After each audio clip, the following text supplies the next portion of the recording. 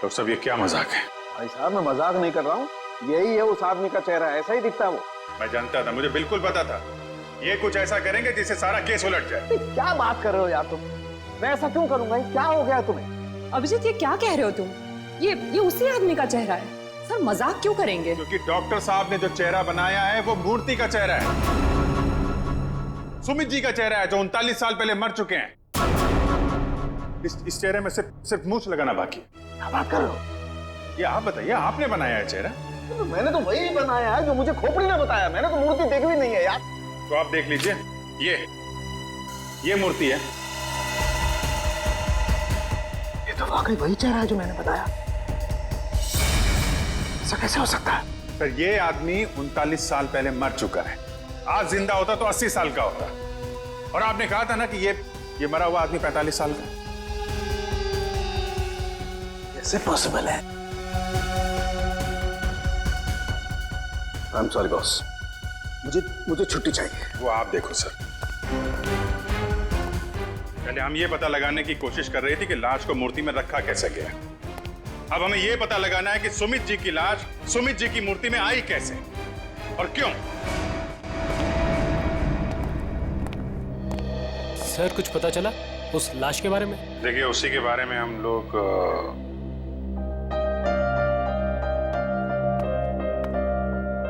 बच्चों, हमें आपकी नानी और मम्मी से कुछ जरूरी बात करनी है।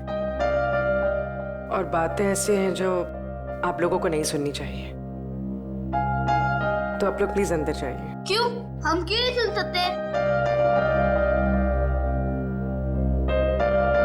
ये बड़ों की बातें हैं, बच्चों का कोई काम नहीं। हमें पता है, हमारे आजोबा की मूर्ति में से लाश मिली है ना।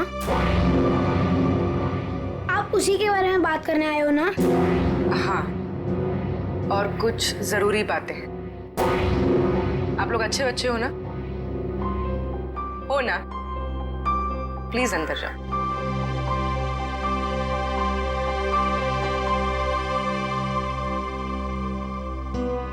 सर बताइए ना, क्या पता चला आप लोगों को? एक्चुअली इस केस की जांच को लेकर हम थोड़ी उलझन में हैं और हमें लगता है कि आप सुलझा सकती हैं इस उलझन को। कैसी उलझन? और मैं कैसे सुलझा सकती हूँ? दरअसल ये सब हमारे परिवार वाले जैसे ही हैं। जब से शादी करके आई हूँ इसी कॉलोनी में रह रही हूँ। ये लोग सब कुछ जानते हैं। आपको जो कुछ भी कहना है इनके सामने कह सकते हैं। ठीक है, आपके पति सुमित जी को गुजरे हुए करीब 39 साल हो गए है ना? लेकिन सुमित जी की मूर्ति में से हमें जो लाश मिली है वो सुमित जी की है।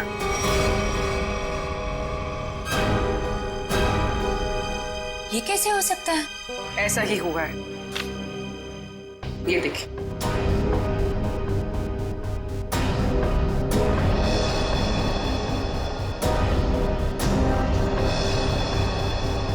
इतने यकीन के साथ आप ये कैसे कह सकते हैं?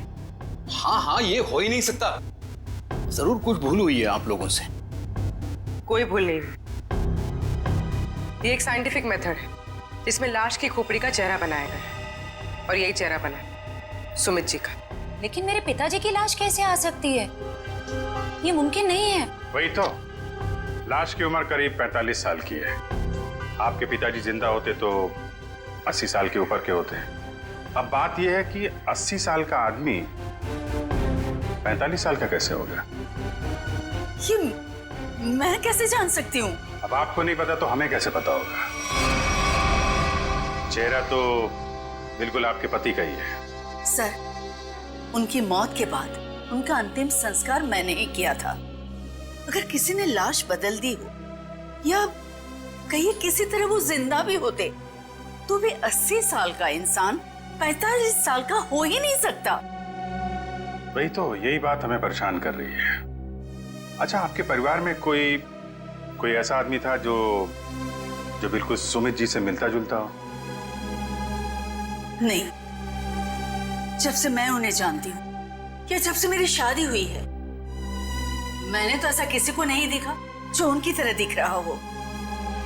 चूंकि उस मरे हुए आदमी का चेहरा हूबहू आपके पति से मिलता जुलता है और उन दोनों में कोई संबंध है या नहीं, ये जानने के लिए मालती जी हमें आपकी थोड़ी मदद चाहिए।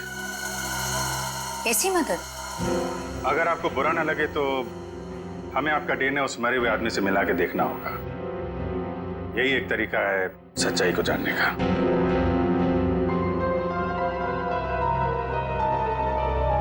ठीक है, मैं तैयार हूँ, क्योंकि हम भी इस सवाल का जवाब चाहते हैं।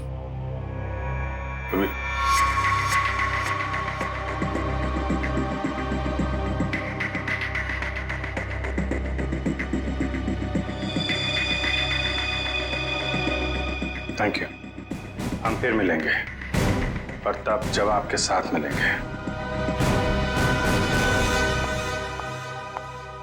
आता रे कथी डीएनए रिपोर्ट आ गई? पार्शियल मैच है। क्या पार्शियल मैच है? देखा, इसका मतलब सालू के गलत नहीं था बॉस। ये आदमी सुमित के परिवार का ही, बाप का डीएनए बेटी में भी है और इस मरे हुए आदमी में भी। निश्चित रूप से ये आदमी सुमित के परिवार का ही कोई है। अगर ये सुमित का रिश्तेदार है तो किसी ने इसे पहचाना कैसे नहीं? कोई तो होगा जो इसे पहचानता। ये बड़ी चौंकाने वाली बात है। आपने जो इसका चेहरा बनाया था उसकी फोटो हमने अखबार में भी भेजी, लेकिन ऐसा कोई भी आदमी सामने नहीं आया जो इसे पहचानता हो। अगर ये इसी शहर में था तो किसी ने तो इसे देखा होगा। कोई तो होगा इसके पहचान वाला। तारिका जी, आप तो जीनियस हैं। ऐसे क्या कह दिया मैंने? केस सॉल्व कर दिया। हो सकता है ये आदमी इस देश का हो ही ना। हो सकता है कि मरने से कुछ समय पहले इस देश में आया। ओह, इसीलिए किसी ने इसे पहचाना नहीं। हाँ, पिछले 2-3 महीने की इमिग्रेशन रिपोर्ट्स चेक करनी होंगी हमें। पंकज, आज के अखबार में मैंने अपना राशिफल देखा। जानते हो क्या लिखा था उसमें? क्या था सर? बहुत जल्द नौकरी में बदलाव होगा। इसका मतलब जानते हो? हाँ सर, ये तो बहुत दुख की बात है। आपका डिमोशन होने वाला है। आपकी पोस्ट तो मेरे से भी नीचे होने वाली है। क्या बोलता है? अरे इसका मतलब है मेरा बहुत जल्द प्रमोशन होने वाला है। हाँ, पिछले 1 हफ्ते से मुझे ऐसा ही लग रहा है। लेकिन मुझे ऐसा नहीं लग रहा है। क्यों? सर अभिजीत सर ने बिल्कुल सही पता लगाया सर। इमिग्रेशन रिकॉर्ड से उस मरे हुए आदमी का चेहरा मैच कर रहा है सर। गुड, मिला है सर।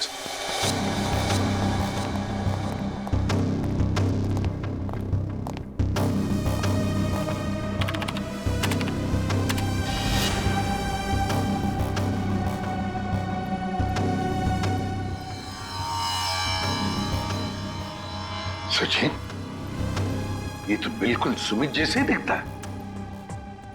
इसका नाम ब्रेंडन है, उम्र 45 साल और 2 महीने पहले यूके से आया था सर।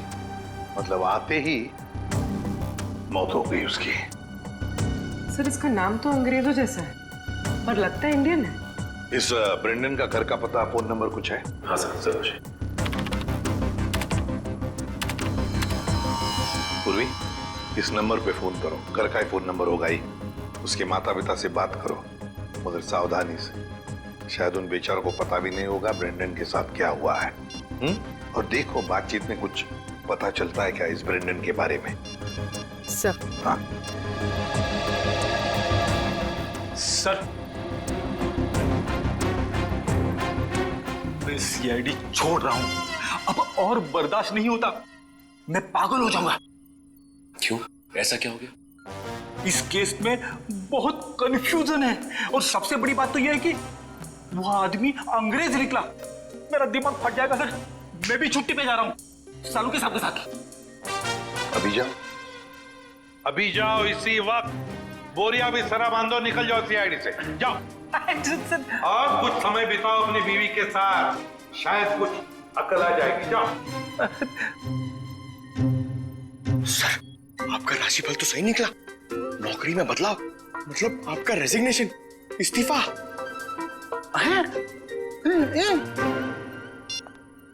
सर। हाँ पूर्वी, बात हो गई? हाँ सर, एक और चौंकाने वाली बात पता चली। क्या? सर, ये ब्रेंडन सुमित का बेटा था। ब्रेंडन सुमित का बेटा है? वो कैसे? उसकी पहली शादी से। सुमित ने बेatrice नाम की एक अंग्रेज औरत से 1970 में शादी की थी। बेटे को जन्म देते हुए वो औरत मर गई।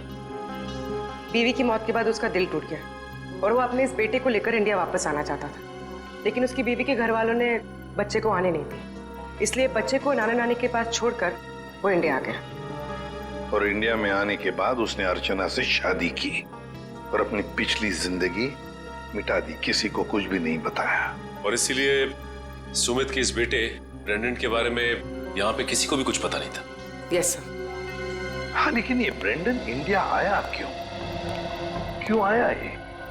सर, अपने नाना नानी की मौत के बाद उसे अपने पिता के बारे में पता चला, तो अपने पिता के परिवार वालों के बारे में जानने के लिए वो इंडिया आया था। कोई आदमी अपने परिवार के बारे में जानने के लिए इंडिया आता है और यहाँ पर उसका खून हो जाता है। नहीं नहीं नहीं नहीं, ये कोई और ही चक्कर है। सर, अब इस ब्रेंडन के खूनी तक हम कैसे पहुंचेंगे? शुरू से शुरू करके। सॉरी सर, आपका मतलब क्या था? एयरपोर्ट से पंकज, एयरपोर्ट से। जैसे ब्रेंडन एयरपोर्ट पर उतरा, पता लगाएंगे वो कहां गया, कैसे गया, किससे मिला।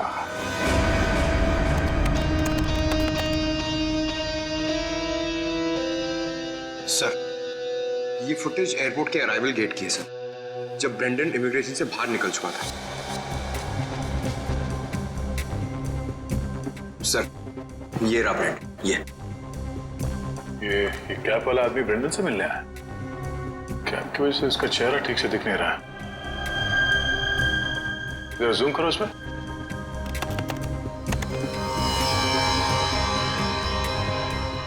ऐसा लगता है कि जानबूझकर ये आदमी अपना चेहरा छुपा रहा है। ये चाहता नहीं है कि उसका चेहरा कैमरे पे कैप्चर हो। आगे बढ़ो। सर, ये दोनों तो पार्किंग की तरफ गए। इसका मतलब इस कैप वाले आदमी की गाड़ी पार्किंग में है। एक काम करो, इन दोनों के बाहर निकलने से आधे घंटे तक जितनी भी गाड़ियां एयरपोर्ट के पार्किंग लॉट से बाहर निकली है, उन सब के डिटेल्स निकालो। पता चल जाएगा इस कैप वाले की कौन सी गाड़ी है। सर, वो आदमी ब्रेंडन को जब एयरपोर्ट की पार्किंग में लेके गया, उसके आधे घंटे बाद तक ये सारी गाड़ियां बाहर जाती रही सर। बस वे ठीक है, एक एक को फोन करो और पता लगाओ किस पैसेंजर को इन्होंने एयरपोर्ट से पिकअप किया और कहां जाके छोड़ा। हेलो जी, मैं सीआईडी से इंस्पेक्टर सचिन बोल रहा हूँ। अच्छा, ये बताइए कि 15 फरवरी को आपकी कार इंटरनेशनल एयरपोर्ट पे गई थी किसी को छोड़ने के लिए? आप क्या करने गए थे? किसी को छोड़ने गए थे? मिसेस आंचल कुमार। ओके पूर्वी। Okay okay. क्या? किसको छोड़ने गए थे? Peter Frank.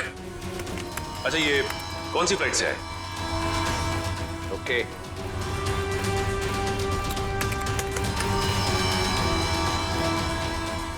मिस्टर डिसिल्वा,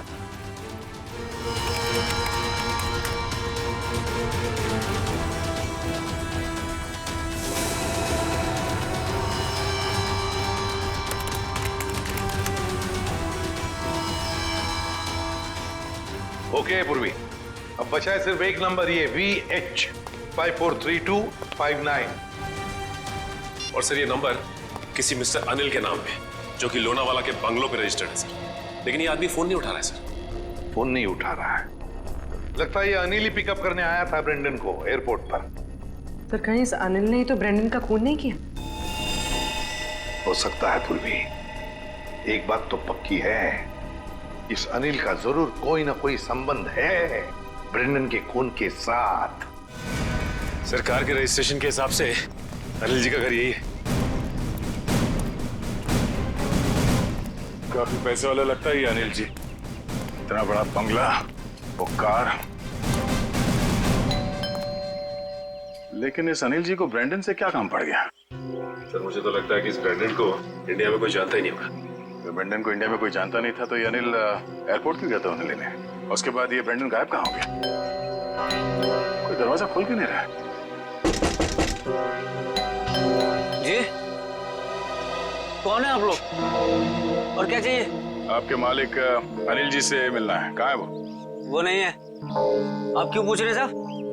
देखिए, बेमतलब परेशान मत करिए, नहीं तो अभी पुलिस को फोन कर देंगे। हम लोग सीआईडी से हैं। सीआईडी? सीआईडी कहाँ से?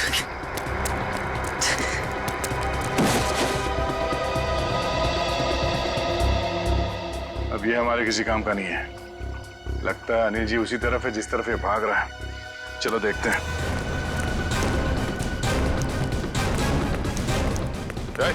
हट, हट।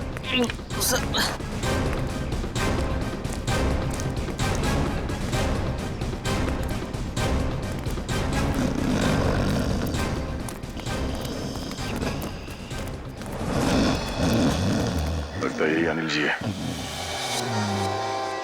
अनिल जी,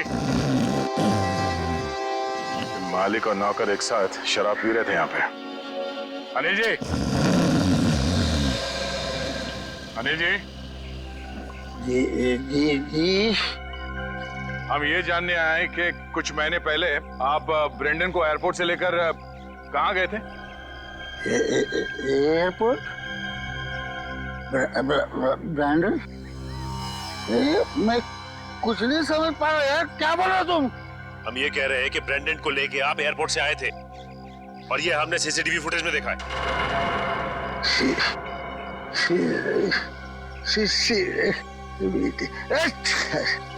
अनिल जी, आपकी कार कौन सी है?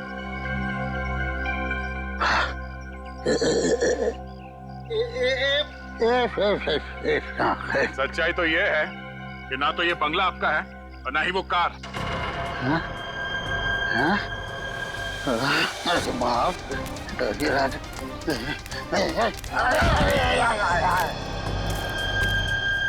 अब सच बताओ। सर मैं कुछ नहीं जानता सर मैं तो एक मामूली सा वॉचमैन हूँ सर। वॉचमैन, ये मेरा मालिक है ना, मालिक, उसने अपना बंगला और कार मेरे नाम पर कर दिया सर। ये मेरा कुछ भी नहीं है सर। तो फिर किसका है? सर मैं कैसे बोलूं सर, मेरी जान चली जाएगी सर। देखो, तुम चिंता मत करो, कुछ नहीं होगा तुम्हें। सिर्फ ये बताओ, किसने कहा था तुम्हें ये सब करने के लिए? क्या बात है, आप लोगों ने हमें यहाँ क्यों बुलाया? कुछ पता चला क्या? हाँ, एक चौंकाने वाली कहानी। ये कहानी हम आप लोगों को भी सुनाते हैं। इस कहानी को हम वहां से शुरू करते हैं जब सुमित जी को सरकार ने जमीन दान दिया था। उस जमीन में सिर्फ एक छोटा सा गार्डन नहीं था, बल्कि वो जमीन भी था जिसपे आज मॉल बना हुआ है आपके कॉलोनी के पीछे। लेकिन इस बात का पता हमें क्यों नहीं चला? क्योंकि आप लोगों से पहले कुछ और लोगों को पता चल गया। उन्हें यह भी पता चल गया कि सुमित जी अपनी पूरी जमीन को बच्चों के पार्क के लिए दान करना चाहते हैं, और ये बात उन्हें अच्छा नहीं लगा। उन्होंने सुमित जी को रोकना चाहा। जब सुमित जी नहीं माने तो उनका फोन कर दिया। क्या? जी हाँ, सुमित जी का एक्सीडेंट कोई एक्सीडेंट नहीं था। इसकी प्लानिंग की थी उन लोगों ने, और उन लोगों ने जमीन का एक छोटा सा हिस्सा आपके कॉलोनी को दिया और बाकी बिल्डर्स को बेच दिए। वो मॉल जहाँ पे खड़ा है वो जमीन। बिल्डर से मिले पैसे से ऐश कर रहे हैं वो लोग। उनके पास देश विदेश में बहुत सारे घर हैं, बंगलो हैं, ढेर सारी गाड़ियां हैं, और ये बात किसी को नहीं पता, उनके दोस्तों और परिवार वालों को भी नहीं। और सुमित जी का बेटा ब्रेंडन जब अपने परिवार वालों से मिलने इंडिया आया तो उसे भी मार दिया गया। क्यों, ये हमें मालूम नहीं। और फिर बेटे की लाश को पिता के मूर्ति में छुपा दिया। अब ये कैसे किया है ये हम जानना चाहते हैं। लेकिन वो कौन लोग हैं?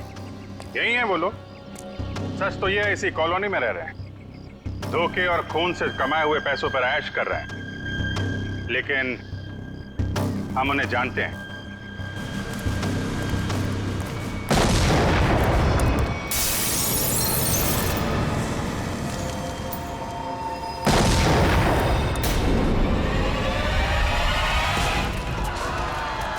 अजय को पीछे आइए, जल्दी।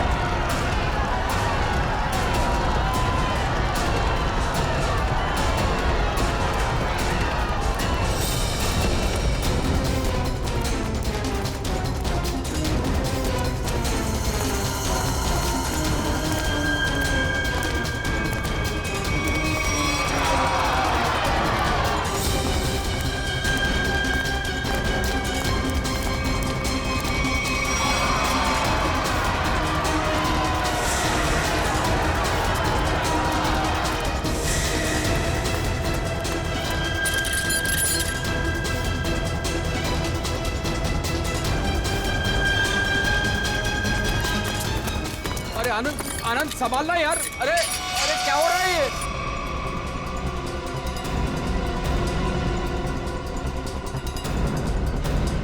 कहाँ भाग रहे हो?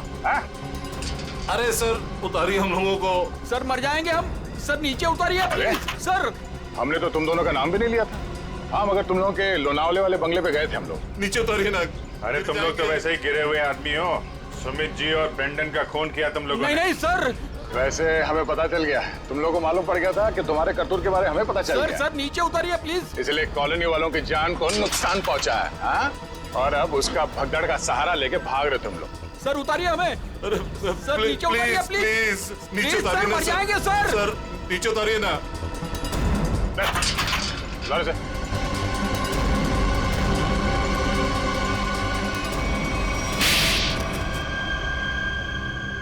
लेकिन वो तो आपके दोस्त थे, फिर आपने उनको क्यों मार दिया? क्योंकि इनके लिए पैसा दोस्ती से ज्यादा मायने रखता है। लेकिन ब्रेंडन को क्यों मारा? सर एक्चुअली हम उसे मारना नहीं चाहते थे। हम उसे एयरपोर्ट से सीधा हमारे खाली पड़े हुए फ्लैट पे लेके गए। हमने सोचा था हम उसके बाप के मरने की झूठी कहानियां सुनाकर उसको यूके वापस भेज देंगे, और उसने हमारी वो बातें सुन ली थी जिसमें हमने सुमित को मारने का जिक्र किया था। इसके लिए उसको मारा सर। लेकिन उसकी लाश मूर्ति में क्यों छुपाई? हम नहीं चाहते थे कि उसकी लाश किसी भी हालत में सीआईडी को मिले। अगर हम उसे जलाते, दफनाते या किसी तालाब झील में उसकी लाश छोड़ देते तो एक न एक दिन तो लाश मिल ही जाती ना। फिर तो हम पकड़े जाते। इसलिए हमने उसकी लाश सुमित की मूर्ति के अंदर डाल दी थी ताकि कोई ढूंढ ना सके। इसीलिए तुम लोगों ने निशित को मार दिया और उसके गोडाउन से सुमित जी के पुतले का ढांचा को चुरा लिया और नई मूर्ति बनाई। हाँ?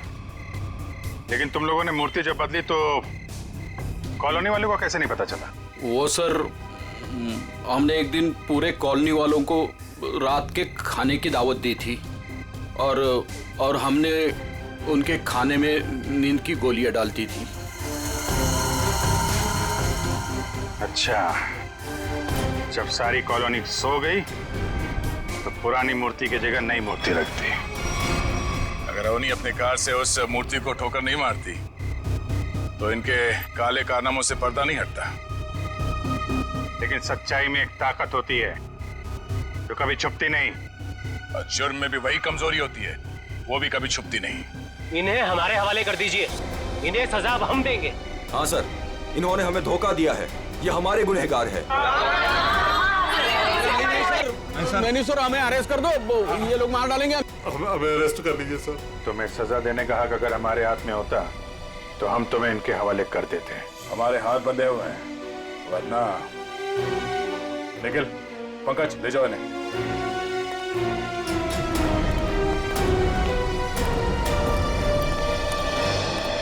बेटा, आप लोगों का बहुत बहुत शुक्रिया कि आप लोगों ने ये गुत्थी सुलझाई और छिपे हुए गुनहगारों को पकड़ लिया। ये तो हमारा फर्ज था, लेकिन हम पूरी कोशिश करेंगे कि मॉल की जमीन भी कॉलोनी को वापस मिल जाए। आपके पति का जो सपना था वो पूरा होके ही रहेगा। खुश रहो बेटा, खुश रहो।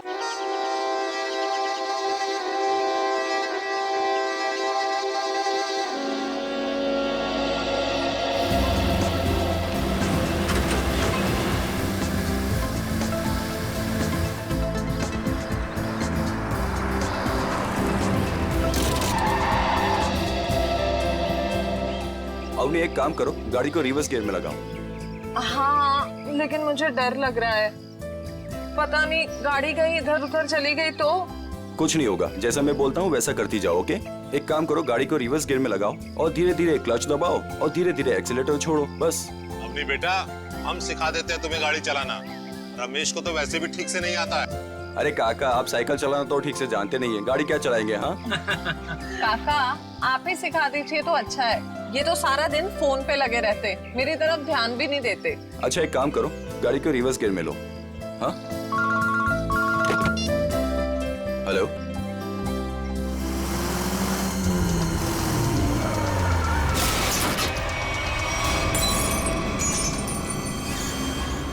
अवनी, ये तुमने क्या कर दिया? हाँ, बदबू कहां से आ रही है?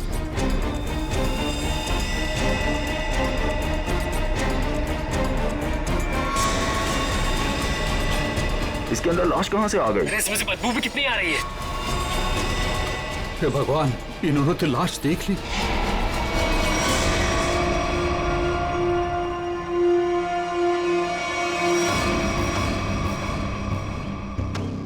इस मूर्ति का बेस तो एकदम अच्छे से बनाया गया है, कोई लापरवाही की गई ऐसा लगता तो नहीं है।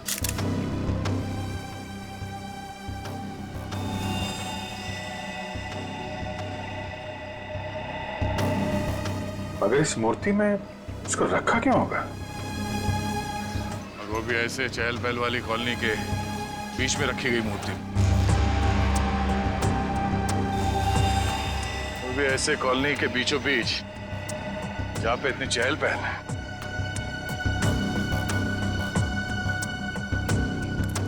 सर कॉलोनी के लोग काफी घबराए हुए हैं, किसी को नहीं पता है लाश किसके। और सर इस कॉलोनी से कोई गायब भी नहीं हुआ है। चलो देखते हैं। आप लोग प्लीज इन बच्चों को अंदर घर भेज दीजिएगा, ये सब देखना सुनना इनके लिए अच्छा नहीं, प्लीज।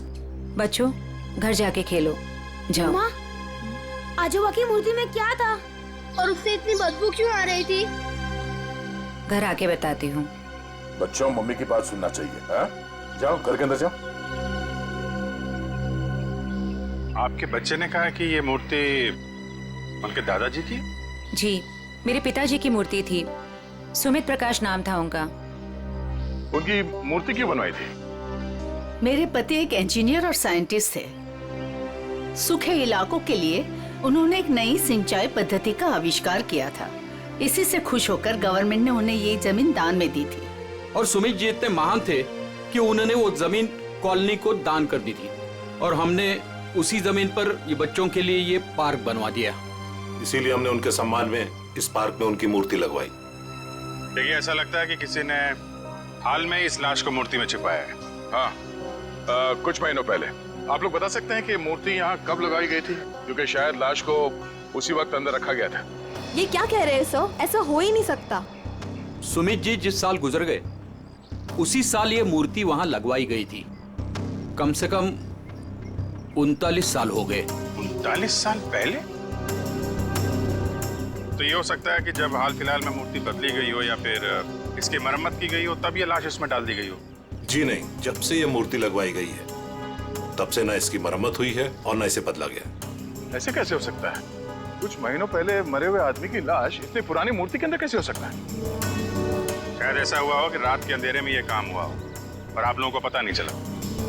पूर्वी, जरा वॉचमैन से पता कर। सर, इस कॉलोनी में करीब 200 फैमिलीज रहती है।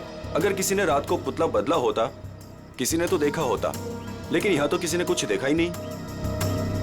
सर यहाँ पर 2 वॉचमैन हैं, एक दिन में ड्यूटी करता है और एक रात में, और दोनों का ही कहना है कि किसी ने भी मरम्मत का काम होते हुए नहीं देखा।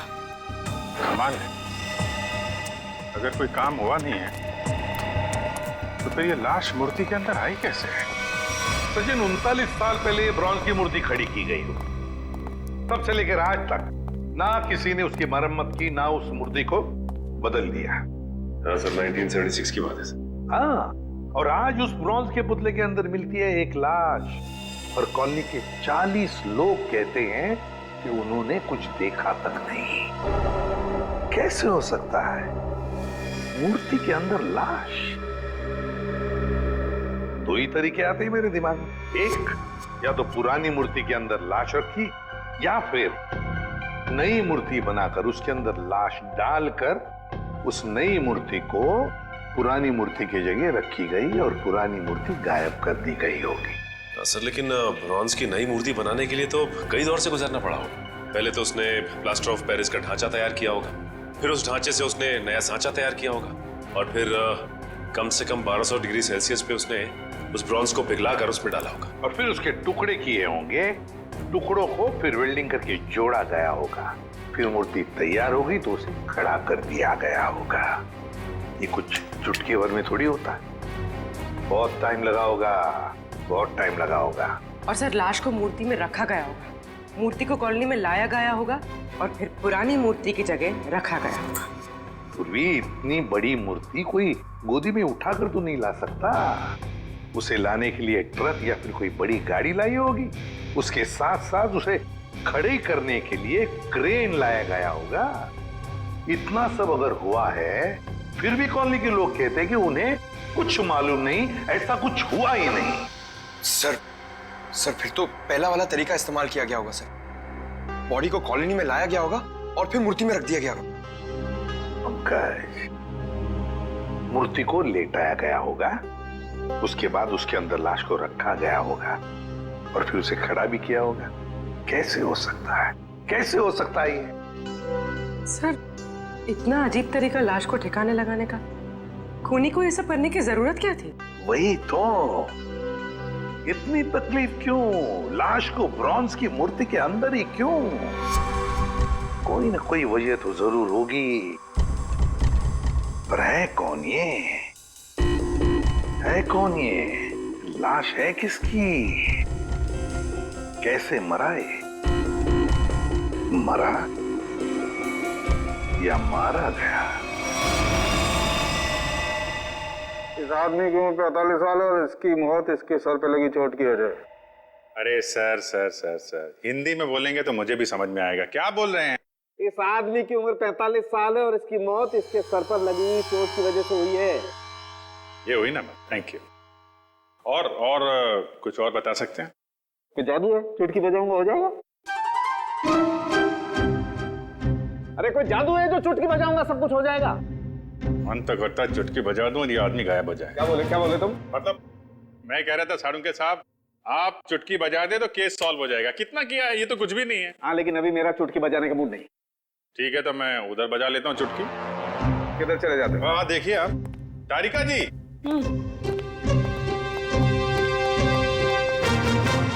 कुछ मिला आईडी वाईडी आपको? ना आईडी ना वॉलेट, कुछ नहीं। और ये कपड़ों की हालत देखो। भाई साहब, बज गई चुटकी। लेकिन मैं आपको एक चीज बता सकती हूँ। अरे वाह, अब बजी चुटकी। मुझे मालूम था तारिका जी, आप मुझे कभी निराश नहीं करेंगे। बताइए। मैं आपको ये बता सकती हूँ कि ये लाश कितने समय तक उस मूर्ति में थी। अच्छा, कितने समय से? ये लाश ब्रॉन्ज की मूर्ति में बंद थी, वातावरण के प्रभाव में आए बिना। कुछ टेस्ट के बाद ये पता चला है कि 2 महीने से ये लाश उस मूर्ति में बंद थी। ओह, मतलब इस आदमी का खून 2 महीने पहले हुआ है? लगता तो ऐसा ही है। लेकिन सर, किसी ने इस लाश को देखा? किसी ने उस मूर्ति में रखते हुए? कॉलोनी वाले बता रहे थे कि मूर्ति 39 साल पुरानी है। डॉक्टर साहब, आप ये बता सकते हैं ये मूर्ति नई है या पुरानी है? ये मूर्ति 39 साल पुरानी नहीं है, नई है। ओह, मतलब इस मूर्ति को वहां पे ट्रक में लाया गया होगा। किसी ने ट्रक को देखा कैसे नहीं? मुझे नहीं पता। सालुंके साहब, किसी ने उस क्रेन को कैसे नहीं देखा जिसके जरिए उस मूर्ति को अपनी जगह पे रखा गया? मुझे नहीं पता। सालुंके साहब, उस मूर्ति में वेल्डिंग कब और कैसे की गई? मुझे नहीं पता, मुझे नहीं पता, मुझे नहीं पता। ठीक है सर, मुझे लगता है लाश की गंध की वजह से सालुंके साहब का दिमाग खराब हो गया है। क्या बोल रहा है? क्या बोल रहा है? क्या बोल रहा है? क्या बोल रहा है? देखो, मुझे परेशान मत करो, मुझे इस लाश का चेहरा भी बनाना है। Don't disturb me. सर, आपसे कोई सवाल नहीं करेंगे, आप चेहरा बनाइए। चलो, एक बात तो ये पता चल गई कि मूर्ति नई है और किसी ने उसमें लाश रखी है। और कैसे सर? कैसे और कब का पता बाद में लगाएंगे। पहले ये पता लगाना है कि ये नई मूर्ति बनाई किसने।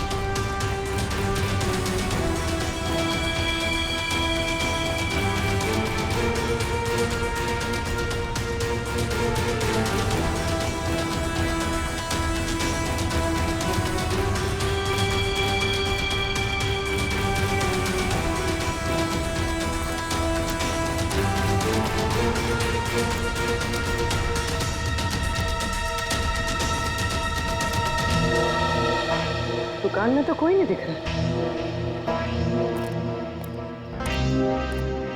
वाह, एक खूबसूरत लड़की मेरे दुकान पे। सीआईडी से हूँ मैं। तो क्या हुआ?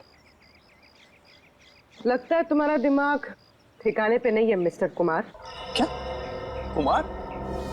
मैं किसी कुमार सुमार को नहीं जानता और न मैं कुमार सुमार हूँ। तुम निशित कुमार नहीं हो जिसकी ये दुकान है? ओ, इस दुकान के पहले वाले मालिक निशित कुमार, उनकी बात कर रही है ना? पहले वाला मालिक? हाँ, निशित कुमार का 2 महीने पहले खून हो गया।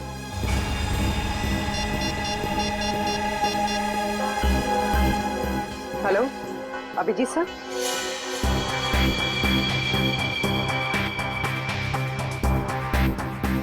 तारिका, बन गया ना चेहरा? तो इन्होंने ये दुकान निशित कुमार से खरीदी और 2 महीने पहले उनका खून हो गया। 2 महीने पहले की वो लाश थी ना जो उस मूर्ति में से मिली? हाँ सर, लाश। हाँ, लाश। आप ये बताइए कि निशित कुमार के बारे में और क्या जानते हैं आप? सर, मुझे ज्यादा पता नहीं है। उनकी माली हालत भी ठीक नहीं थी और कई सालों से उनके पास कुछ काम भी नहीं था। उनके घर का एड्रेस देना। वो घर में अकेली थी। जब मैं बाहर से आई तो देखा चोरों ने उनका गला काट दिया था। शायद मैं यहाँ होती तो उनको बचा सकती थी सर। हम आपकी तकलीफ समझ सकते हैं अर्चना जी, पर क्या आप बता सकती हैं कि क्या क्या चोरी हुआ था? कुछ नहीं, चुराने के लिए है ही क्या घर में? कुछ नहीं था और अब भी नहीं है। आपके पति जो मूर्तियां बनाते थे वो किनके लिए बनाते थे? मेरा मतलब है उनके क्लाइंट्स कौन कौन थे? मुझे पता नहीं, लेकिन उनकी सारी चीजें वो अलमारी में रखते थे। हम वो अलमारी देख सकते हैं? जी। अलमारी देख लो जरा।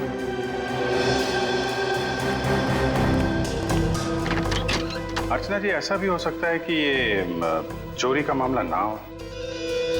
मैं समझी नहीं सर कुछ।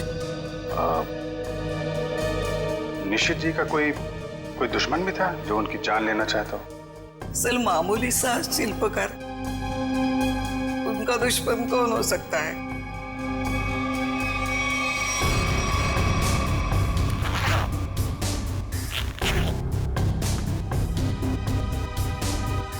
सर, हाँ बेट। इस फाइल में मूर्तियों की बहुत सारी न्यूज़पेपर कटी है सर।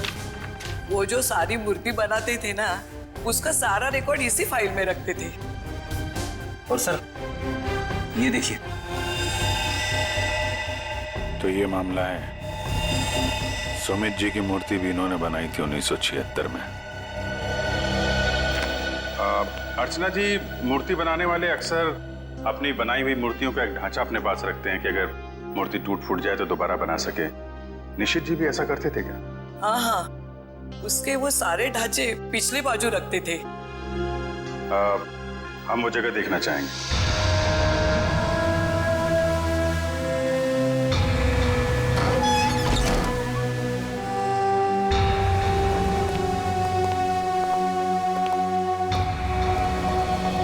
सर, आप सब देख रहे हैं ना, ये उनकी पूरी जिंदगी की कारीगरी है। उन्होंने जितनी भी मूर्तियां बनाई थी उन सबका एक एक ढांचा यहाँ है।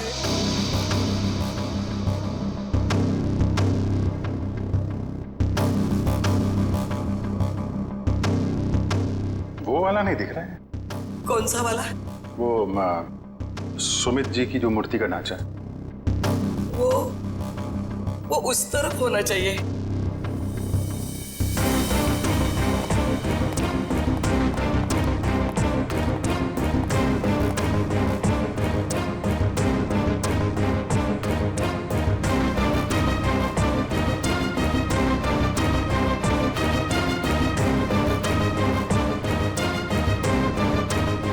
आप क्या देख रहे हैं? ये मिट्टी देख रहे हो? यहाँ पे कोई ढांचा था जो अब नहीं है। अर्चना जी, हाँ? वो सुमित कुमार जी की मूर्ति का ढांचा यहीं पे था? हाँ, यही था। ले गए। सर, आपका मतलब उन चोरों से थे नहीं? सुमित कुमार जी की मूर्ति का ढांचा चोर चुरा के ले गए। निशित जी का खून इस ढांचे की वजह से हुआ है। लेकिन सर, सुमित जी की मूर्ति का ढांचा चुरा के चोर क्या करेंगे? उस ढांचे की मदद से सुमित जी की नई मूर्ति बनाई गई और उस लाश को उसमें डाल दिया गया। लेकिन सर, हमें कैसे पता चलेगा वो लाश किसकी है? साड़ू के साहब लगे हैं ना लाश का चेहरा बनाने में। एक बार चेहरा बन जाए, सारी कहानी सामने आ जाएगी।